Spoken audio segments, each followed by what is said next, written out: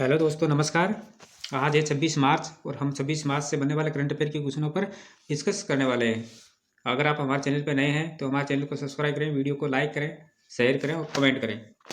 चलिए, आज का पहला क्वेश्चन है,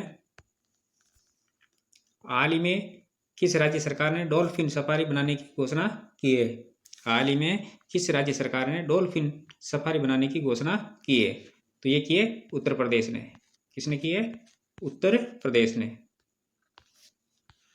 22 मार्च को यूपी सरकार ने वाराणसी में डॉल्फिन सफारी बनाने की घोषणा की और यह सफारी वाराणसी जनपद के केतकी से ढकवा गांव के बीच प्रस्तावित की गई है। इसी इलाके में डॉल्फिन की सबसे अधिक संख्या पाई जाती है। वाराणसी जनपद में गंगा नदी में डॉल्फिन के संरक्षण के लिए यूपी सरकार ने डॉल्फिन मित्र की नियुक्ति पहले से ही कर रखी है। तो कहाँ बनाई जाएगी? ये उत्तर प्रदेश के वाराणसी के अंदर और केती से ढकवा गांव के बीच में बनाई जाएगी, क्योंकि यहाँ पर डॉल्फिन की जो संख्या है वो ज़्यादा पाई जाती है। नेक्स्ट क्वेश्चन है, हाल ही में हैक द फ्यूचर हैकाथॉन 2025 का आयोजन कहाँ किया जाएगा? हैक द फ्यूचर हैकाथॉन 2025 का आयोजन कहाँ किया जाएगा? तो ये किया जाएगा IIT गांधीनगर। कहाँ किया जाएगा? IIT गांधीनगर। 23 मार्च को IIT गांधीनगर में हैक द फ्यूचर हैकाथॉन 2025 का आयोजन किया गया और इस हैकाथॉन का आयोजन NSO इंडिया ने किया है। आयोजन किसने किया है? NSO इंडिया ने। इस कार्यक्रम में भारत भर के प्रतिष्ठित शैक्षणिक संस्थानों का प्रतिनिधित्व करने वाली 18 टीमों ने भाग लिया और जिनमें IIT, NIT और IIIT आदि शामिल है। ये कार्यक्रम बहुहितधारक सहयोग के माध्यम से नवाचार को बढ़ावा देने की सामूहिक प्रतिबद्धता के साथ संपन्न हुआ है। नेक्स्ट क्वेश्चन है, हाल ही में भारतीय नवाचार इकोसिस्टम में तालमेल का निर्माण विषय पर राष्ट्रीय कार्यशाला का आयोजन कहाँ किया गया है? भारतीय नवाचार इकोसिस्टम में तालमेल का निर्माण विषय पर राष्ट्रीय कार्यशाला का आयोजन कहाँ किया गया? तो ये भी किया गया है गांधीनगर, गुजरात के अंदर। कहाँ किया गया है? गांधीनगर, गुजरात के अंदर। 22 मार्च को गांधीनगर स्थित गुजरात के गांधीनगर स्थित गिफ्ट सिटी में भारतीय नवाचार इकोसिस्टम में तालमेल का निर्माण विषय पर राष्ट्रीय कार्यशाला का आयोजन किया गया। इस राष्ट्रीय कार्यशाला का आयोजन नीति आयोग ने किया है। किसने किया है? नीति आयोग ने। इसका उद्देश्य है सरकारी अधिकारियों, औद्योगिक विशेषज्ञों, स्टार्टअप संस्थापकों और अंतर्राष्ट्रीय प्रतिनिधियों सहित प्रमुख हितधारकों के बीच संवाद को सुविधाजनक बनाना। और कार्यशाला में अनुसंधान एवं विकास, निवेश, नवाचार पर राज्य की नीतियां, वैश्विक नवाचार रुझान और जमीनी स्तर पर उद्यमिता जैसे विषयों पर चर्चा की गई है। नेक्स्ट क्वेश्चन है कि हाल ही में किस राज्य ने केंद्रीय अंगदान अधिनियम को अपनाने का प्रस्ताव पारित किया है? हाल ही में किस राज्य ने केंद्रीय अंगदान अधिनियम को अपनाने का प्रस्ताव पास किया है? तो ये किया है तेलंगाना ने। किसने किया है? तेलंगाना ने। तेलंगाना विधानसभा ने मानव अंग और उत्तक प्रत्यारोपण केंद्रीय अधिनियम 42 और मानव अंग तथा उत्तक प्रत्यारोपण संशोधन अधिनियम 2011 को अपनाने के लिए एक प्रस्ताव पारित किया है। यह अधिनियम चिकित्सा उद्देश्यों के लिए मानव अंगों और उत्तकों के निष्कासन, संचयन और प्रत्यारोपण को नियंत्रित करता है और इनके वाणिज्यिक लेन देन को रोकता है। 1995 के नियमों के अनुसार केवल न्यूरोसर्जन और न्यूरोफिजिशियन ही किसी व्यक्ति को ब्रेन डेड घोषित कर सकते थे। हालांकि नए नियमों के अनुसार एक चिकित्सक, सर्जन और इंटेंसिव और एनेस्थेटिस्ट भी इसकी पुष्टि कर सकते हैं। नेक्स्ट क्वेश्चन है, हाल ही में किस देश ने इंग्लैंड के वॉल्वरहैम्पटन में होने वाले 2025 पुरुष व महिला विश्व कप जीता है? हाल ही में किस देश ने इंग्लैंड के वॉल्वरहैम्पटन में होने वाले 2025 पुरुष व महिला विश्व कप जीता है? तो ये जीता है भारत ने। किसने जीता है? भारत ने। भारत ने इंग्लैंड के वोल्वरहैम्पटन में होने वाले 2025 पुरुष और महिला कबड्डी विश्व कप दोनों पर कब्जा किया है। भारतीय पुरुष टीम ने फाइनल मैच में घरेलू टीम इंग्लैंड को 44-41 से हराया, जबकि भारतीय महिला टीम ने उसी स्थान पर फाइनल में इंग्लैंड को 57-34 के प्रभावशाली स्कोर से हराया है। एशिया के बाहर पहली बार इस टूर्नामेंट में वेस्ट मिडलैंड्स की शीर्ष कबड्डी टीमें शामिल थी, जिसमें बर्मिंघम, कोवेंट्री, वॉल्सॉल और वोल्वरहैम्पटन में मैच खेले गए हैं। 2019 में मलेशिया की मेजबानी में आयोजित उद्घाटन संस्करण में भारत ने पुरुष और महिला दोनों वर्ग में खिताब जीता था।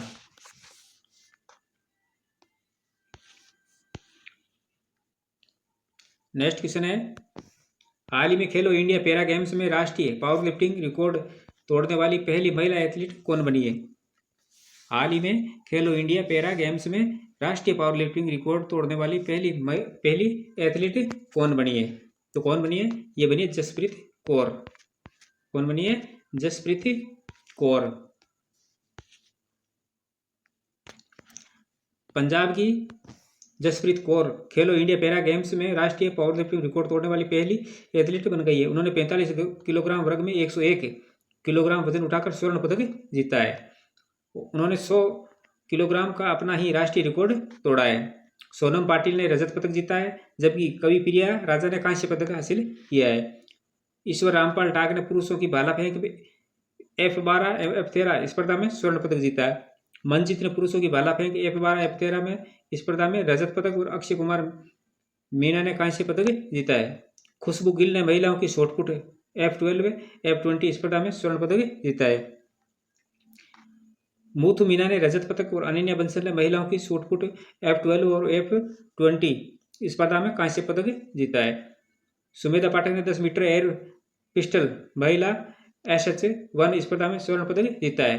रूबीना फ्रांसिस ने 10 मीटर एयर पिस्टल महिला SH1 स्पर्धा में रजत पदक जीता है और अनिता कुमारी ने इसी स्पर्धा में कांस्य पदक जीता है। सागर बाला साहेब कटले ने 10 metre air rifle prone mixed SH1 स्पर्धा में स्वर्ण पदक जीता है। मोना अग्रवाल ने रजत पदक और दीपक सैनी ने 10 metre air rifles prone mixed SH1 स्पर्धा में कांस्य पदक जीता है।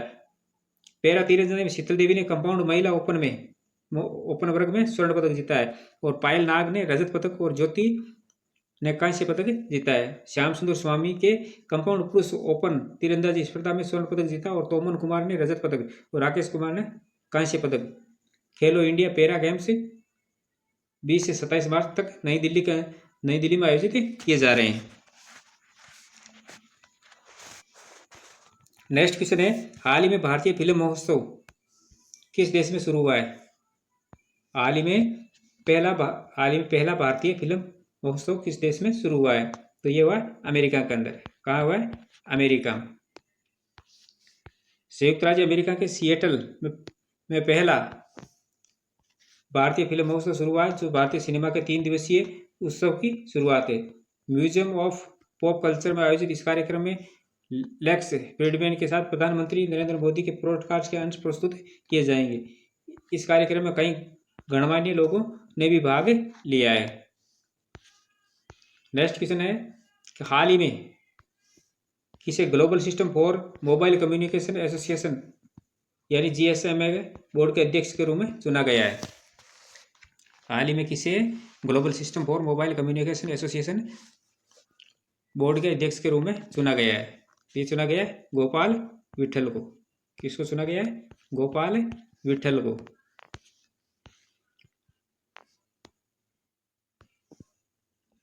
अध्यक्ष के रूप में निर्वाचन गोपाल विट्ठल को GSMA का अध्यक्ष चुना गया है।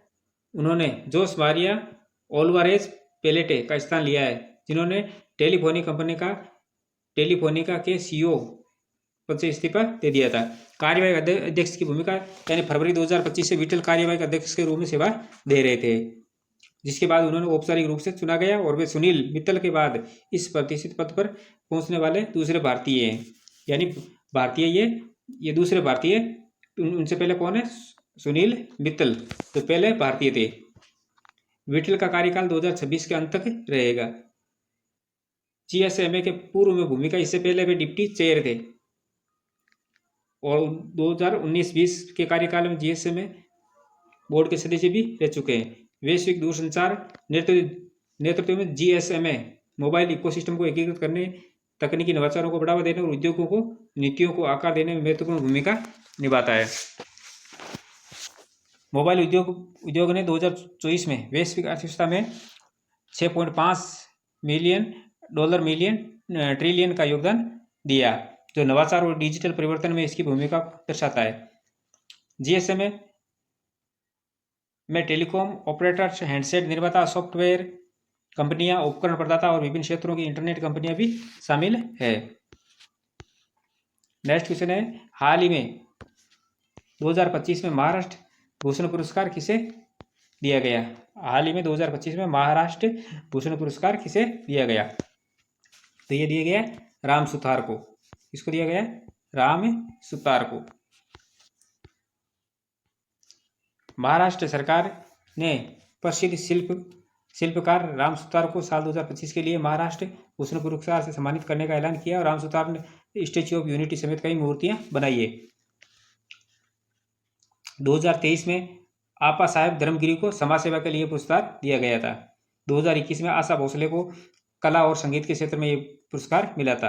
2015 में चंद्रशेखर धर्माधिकारी को प्रशासन के क्षेत्र में पुरस्कार दिया गया। 2011 में प्रकाश आमटे और मंदाकिनी आमटे को समाज सेवा के लिए दिया गया था और 2011 के अंदर ही अनिल काकड़ोकर को विज्ञान के क्षेत्र में दिया गया। 2010 में बाबा साहेब पुरंदरे को साहित्य के क्षेत्र में, साहित्य और इतिहास के क्षेत्र में दिया गया।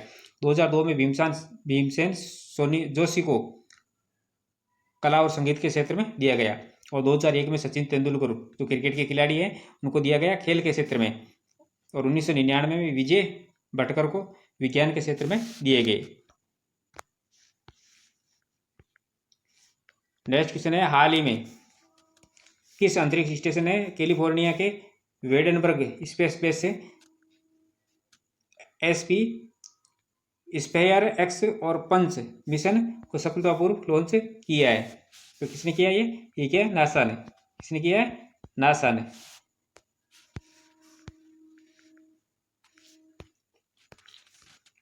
मार्च 2025 को नासा ने कैलिफोर्निया के वेडनबर्ग स्पेस फोर्स से स्पेयर एक्स और पंच मिशन को सफलतापूर्वक लॉन्च किया और यह मिशन ब्रह्मांड और सूर्य के अध्ययन के लिए समर्पित है। किसके लिए?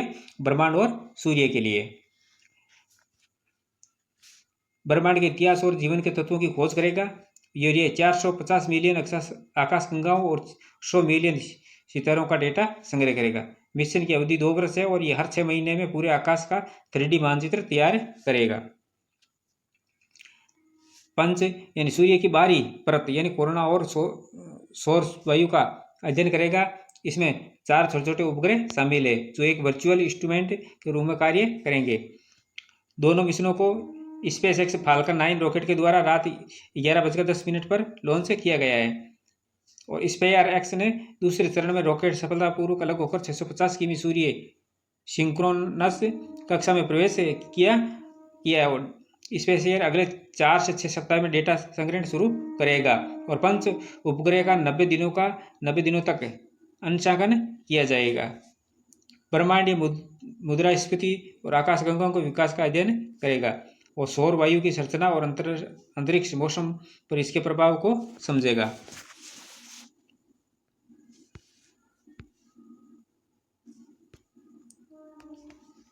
कल वाले क्वेश्चनों का रिवीजन कर लेते हैं। हाल ही में इन्वेस्टमेंट मीट का आयोजन लखनऊ के अंदर किया गया और भू प्रशासन पर अंतर्राष्ट्रीय कार्यशाला का आयोजन गुरुग्राम में हो रहा है। साहित्यकार विनोद कुमार शुक्ल को ज्ञानपीठ पुरस्कार देने की घोषणा की गई है। अशोक सिंह ठाकुर को भारतीय राष्ट्रीय कला एवं सांस्कृतिक विरासत न्यास के अध्यक्ष के रूप में चुना गया है। 22 मार्च को इंडियन प्रीमियर लीग के 18वें सत्र की शुरुआत कोलकाता में हुई है और इसकी स्थापना 2008 में हुई थी। खेलो इंडिया पैरा गेम्स के निशानेबाजी में 10 metre air rifles prone mix SH1 श्रेणी में सागर बाला साहेब खटरे ने स्वर्ण पदक जीता है। कुरुक्षेत्र में आबकारी और कराधान विभाग की एकमुश्त निपटान योजना 2025 का शुभारंभ नायब सीएम सैनी ने किया है और जापान, चीन और दक्षिण कोरिया के बीच त्रिपक्षीय सहयोग पर बैठक टोक्यो के अंदर आयोजित हुई है। वरिष्ठ नागरिक आयोग स्थापित करने वाला भारत का पहला राज्य केरल बना है और हाल ही में विश्व टीबी दिवस 24 मार्च को मनाया गया। तो ये थी हमारी आज की क्लास। ऐसे ही महत्वपूर्ण प्रश्नों के साथ कल फिर मिलेंगे, तब तक के लिए धन्यवाद।